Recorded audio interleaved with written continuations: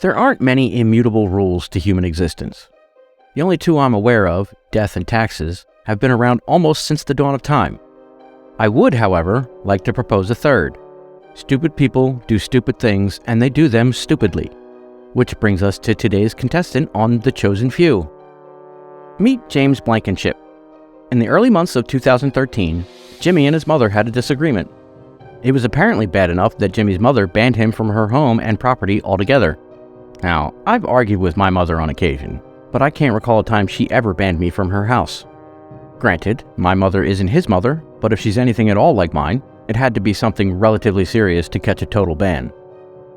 Flash forward to June of 2013. Jimmy and his mother still had not mended fences when she caught her son breaking into her house through a first-floor window. He hadn't been permitted in the house for at least 3 months, and according to news reports at the time, he had no possessions there to retrieve. In other words, he had no legitimate reason to be there. Upon his discovery, James beat a hasty retreat, running away through adjoining backyards.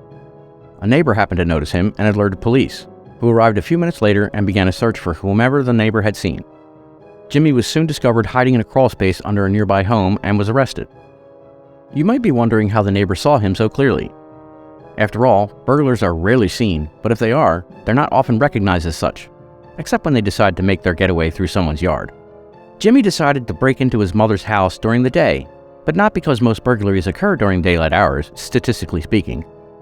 After he was caught, arrested, and initially charged with attempted burglary and breaking and entering, this smooth brain was dumbfounded because he actually believed a person could only be charged with burglary if the crime occurred at night. I'm not gonna lie, Jimmy seems special.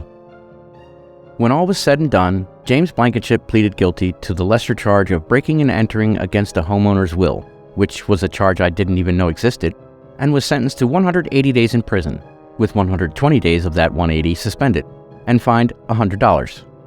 I could find no information on whether or not he and his mother repaired their relationship, but that's okay, because Jimmy has a new home among the chosen few.